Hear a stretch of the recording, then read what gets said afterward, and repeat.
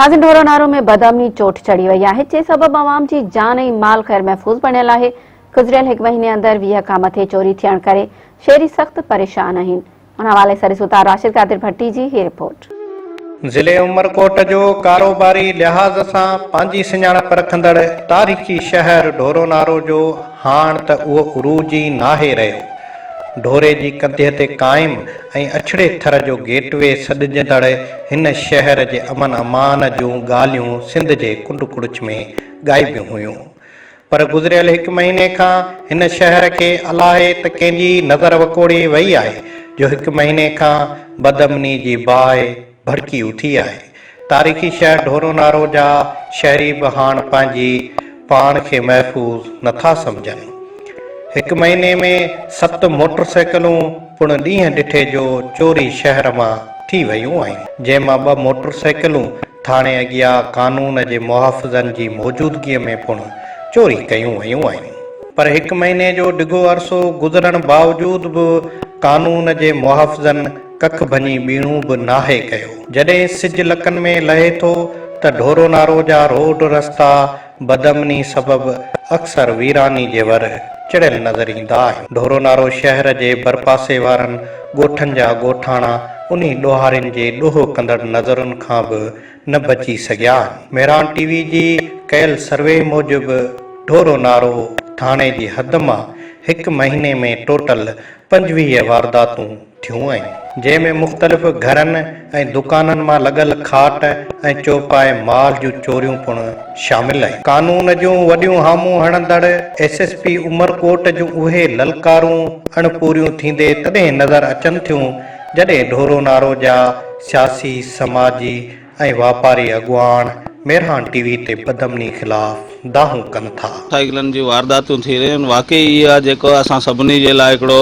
माना आहे टेंशन जी ॻाल्हि आहे। त मूं उन ॾींहुं जॾहिं मोटरसाइकिल अॻु में 2 या 3 वयूं हुयूं, मूं एसएचओ खे कॉल करे ऐं पर्सनली उनखां मिलियो हुउसि।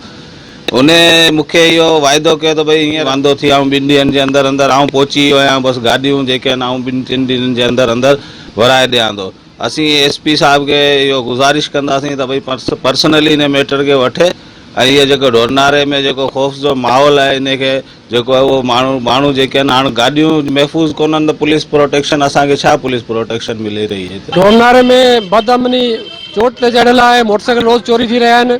चाबी चोर हिते तमामु इलाइक़े खे रोज़ मोटरसाइकिल माण्हुनि जी घटि ॿेड़ी वञे थी। पुलिस ख़ामोश तमाशाई बणियल आहे ऐं एसएचओ माण्हुनि सां इहा ज़बान करे थो ऐं शहर खे अमन कराईंदुसि। अञा अमन जी का बि सुताल ते कंट्रोल कोन थियो आहे। कंहिंजी बकरी, कंहिंजी लगी, कंहिंजी मोटरसाइकिल, कंहिंजी साइकिल छॾनि कोन था। इन लाइ असां एसओ साहिब खे कढियो केस खे एसओ साहिब बदलण लाइ तयारु कोन्हे। जेको वारदातूं जेको तमामु वधी वयूं आहिनि, रोज़ चोरियूं मामूल बणियल आहिनि, जंहिंमें मोटरसाइकिल हुजनि, बकरी जी चोरी हुजे ऐं शहर में दुकान भॼण जो हुजे, उहो डेली जो मसइला लॻा पिया आहिनि।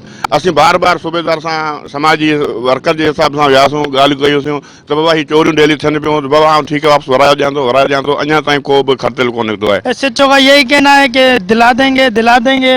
वो आज से 10 दिन पता नहीं कब गाड़ी मिलेगी। हम गरीब लोग हैं। मैं इलेक्ट्रॉनिक फिटिंग का काम करता हूँ। मैं 2 मिनट खाली कनेक्शन लगाने गया हूँ, पीछे से गाड़ी गुम हो गई। असीं पाण परेशान आहियूं, जोको का बि शइ महफ़ूज़ न पई रहे आहे। ॾींहं ॾींहुं कॾहिं चोरी जी वारदात ॿुधूं पिया ऐं हींअर त अलाह माफ़ करे जेको मोटरसाइकिल जो चोरी जो रुझान एतिरो वधी वियो आहे। असीं पाण परेशान आहियूं। को बि भाउ अचे थो ऐं किथे बि शॉपिंग करणु वञे थो, के बि दुकान जे अॻियां बीहे थो, बसि 5 मिंट खां पोइ पोयां करे ॾिसे थो संदी बाइक नथी मिले। ढोरो नारो जी अवाम शहर में वधंदड़ बदअमनी जो सबबु एसएचओ रियाज़ लगारी समेत ढोरो नारो जे पुलिस अहलकारनि खे करार ॾेई छॾियो आहे। आईजी सिंध ऐं डीआईजी मिरपुर ख़ास समेत एसएसपी उमरकोट खे घुर्जे त ढोरो नारो जी हद में ॾोहनि में मुलविस माण्हुनि ख़िलाफ़ क़दम खंया वञनि ऐं शहर जो अमन अमान वापसि बहाल कराए ॾिनो वञे। राशिद कादिर भट्टी, मेरहान टीवी न्यूज़, ढोरो नारो।